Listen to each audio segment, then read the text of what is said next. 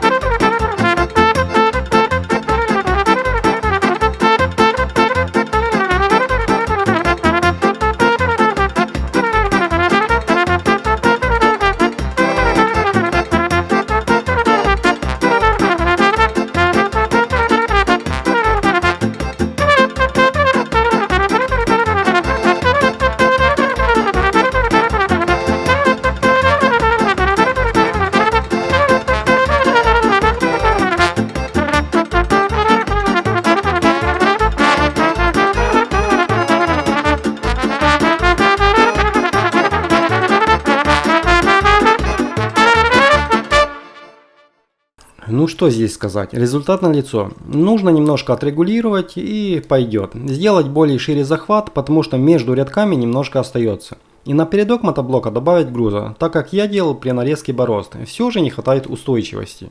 У меня есть еще другой похожий участок, на нем на днях все это и поэкспериментирую. В целом я считаю, работать можно, а покупки не жалею. Возможно есть вопросы, пишите в комментариях. До скорых встреч, пока.